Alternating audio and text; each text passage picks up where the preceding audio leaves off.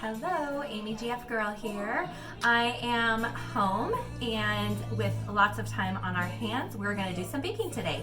So I have my lovely assistant here, my daughter Kylie is going to help. And we're going to make a paleo version of sandwich bread. This recipe is courtesy of Paleo Running Mama, and I am going to link her in my Instagram and Facebook feed as well. She is a great resource for paleo recipes, so definitely give her a check out. So I printed out this recipe and we're going to give it a try. Set your oven to bake at 350 degrees, and then you're going to prepare your baking pan, a bread loaf pan with parchment paper at the bottom, and then just set that to the side so that it's ready to go when your batter is finished. Okay, so we're just gonna go ahead and get started. In the large bowl, we're gonna combine all of our dry ingredients first, and then give them a whisk. So our dry ingredients, we're gonna start with 2 cups of our almond flour. Most of my flours that I have today are Bob's Red Mill. This is the super fine version of the almond flour that I'm going to use. Great for baking, super fine. Thank you. 2 cups. Go ahead and add those to your bowl. Now the recipe states for blanched. Mine is natural, so it does have the flakes of brown almond that you will see in there. Blanched would just be completely white. So whatever you have, I don't know if it's going to taste the same or turn out different, so we're going to see. Okay, next is coconut flour. I have the organic coconut flour, again, Bob's Red Mill, gluten-free brand. This is going to be 2 tablespoons. So we're going to go ahead and measure that out. My 1 tablespoon is missing, which often happens in a house of 6. So we're going to do half 4 times. You didn't do it? No. It's always the case. Okay, next we're going to use flaxseed meal, also Bob's Red Mill. And we're going to do 1/4 cup for this one. Level it off at the top and go ahead and dump it on in. Next is going to be tapioca flour. There is a side note, you can also use arrowroot flour if that's something that you have. I don't typically use arrowroot flour, so I am going to use, this brand is Arrowhead Mills Organic Tapioca. So I'm going to go ahead and use that. And we're going to do half a cup's worth. This is super, super fine.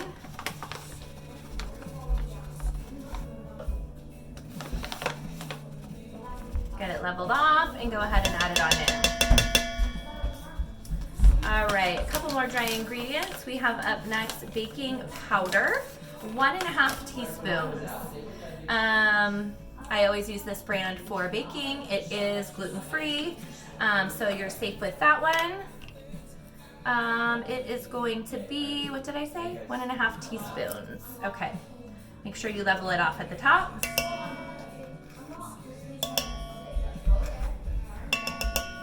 Okay, next we will be doing sea salt.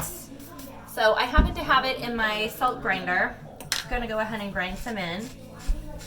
Recipe calls for 3/4 teaspoon. I'm just gonna eyeball it. It's usually how I roll with a lot of my recipes. I know baking, you typically are not supposed to do that. It's a very precise science when you're baking, especially gluten-free. It gets super tricky, you guys. So I definitely recommend following measurements to a T.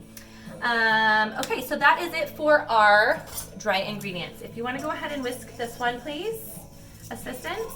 I am going to grab a separate, smaller bowl for our wet ingredients. Can I help? Yes, you may help. Okay, we're going to get a small bowl.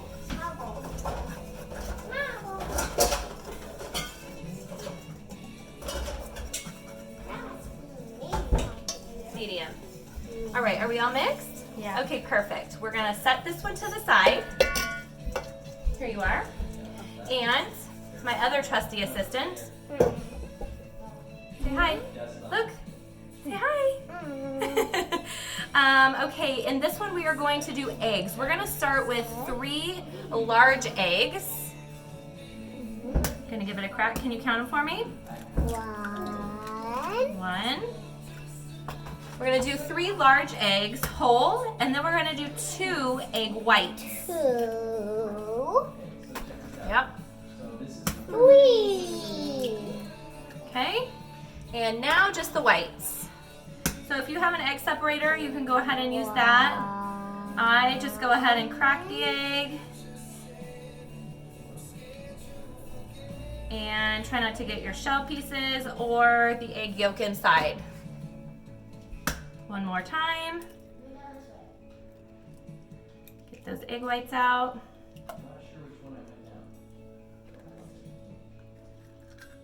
Come on. All right, perfect. Then, you want to whisk it? We're going to take a separate whisk and go ahead and start whisking the eggs. All right, at this time we're going to add almond milk. Or another non-dairy milk that you prefer to use. Like I said, I have not done this recipe before, so I have not experimented with the taste or outcome of other non-dairy milks. We always use almond milk here, so I'm gonna go ahead and do that. Woo-hoo-hoo! Did I spill on you? The lid was open. Did you forget that it was Second time I've spilled all over myself today. This is awesome. We're 2 for 2. Okay? Coronavirus edition of homing. Yo. Yes! Okay, ready? We are gonna do, I believe this is tablespoons, 6 tablespoons. So, like I said, our tablespoon is missing. There's 1. That's probably 2. 2. 3. It's always fun over here. 4. 4. 5. How much do you need? 6. And 1 more. 6. Good. Okay, whisk it up. I think you counted wrong. Now, a tip. We're going to put in next 1/4 cup coconut oil. A tip that I read at the bottom of the blog for this recipe was to measure out your coconut oil, melt it completely, and then let it completely cool. So I've done that. We're gonna go ahead and add it in. I get my silicone spoon. Sorry, assistant. Oh, that's not it. Thank you. Make sure that we get it all in there. Keep stirring. Good job. Doing great. Okay, get off the edges. Go ahead and mix it in. Okay, next we're gonna do 1/2 tablespoon of raw apple cider vinegar. Raw? Raw apple cider vinegar. It's raw? Raw, that's just what it's called, yes. Isn't that good to put in your water? You could. All right, 1/2 tablespoon. Ready? Boom. Smells funny, huh? Bad. Sometimes. Okay, that's all right. It's gonna be really good. Okay, so now we are going to transfer this into our dry bowl. Could you grab me our dry bowl, please? Okay. What is this? Dry bowl. All right, so we're gonna dump our wet mixture into the dry.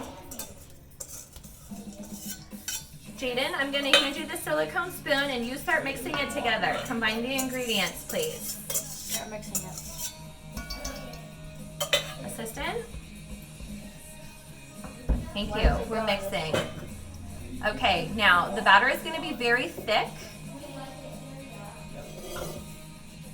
Good job. Can I try?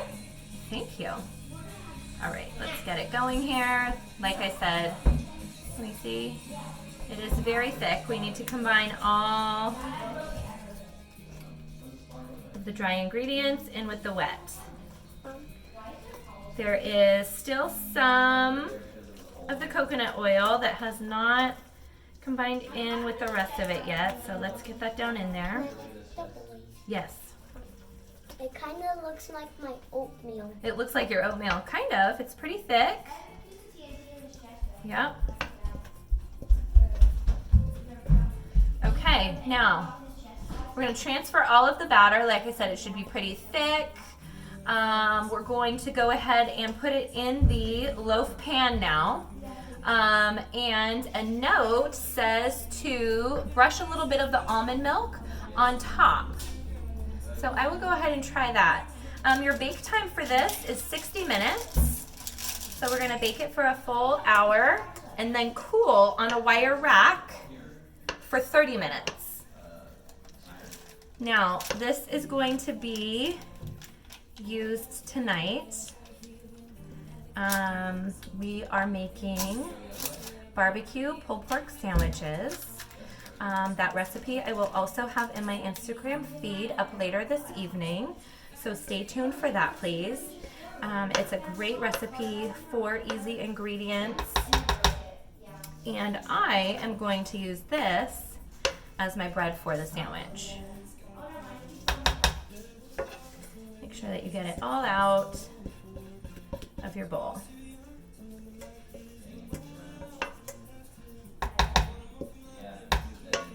Okay. So we're gonna flatten it on out. Make sure that it's even on all sides. Make sure your parchment paper is up in the corners. Then what I like to do is when you pull it out and let it rest for at least 10 minutes still in the pan, and then go ahead and lift your parchment paper out of the pan so that it can continue drying on your rack. So it should look something like this. I am going to, you want to see if you can find the pastry brush, please? Go ahead and brush a little bit of the almond milk on the top as she suggested.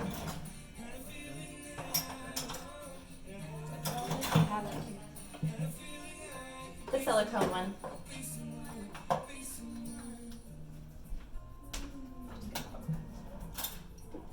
So if you have a pastry brush, go ahead and use that. I do. Not on hand currently. So I'm just going to spoon it lightly, very, very lightly, and go ahead. Found the 1 teaspoon in here. Oh, good. 1 tablespoon has been found. Go ahead and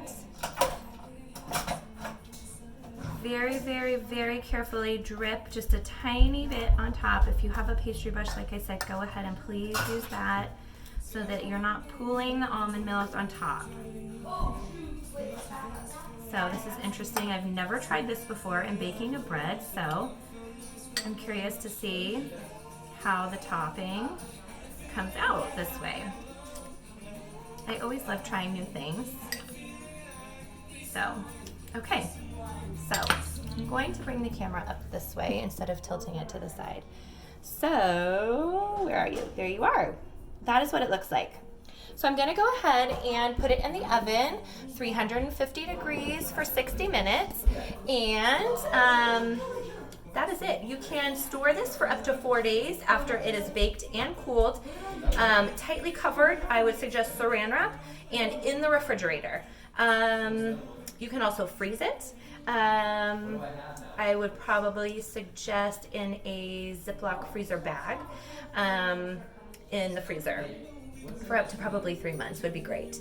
Other than that, that is it. Like I said, this recipe is courtesy of Paleo Running Mama. I'm going to have it linked up on my Instagram as well as our pulled pork dinner that we have going on in the crock pot for some barbecue tonight. Stay tuned for more recipes and follow me on Instagram and Facebook at AmyGFGirl. Thank you so much. Have a great evening.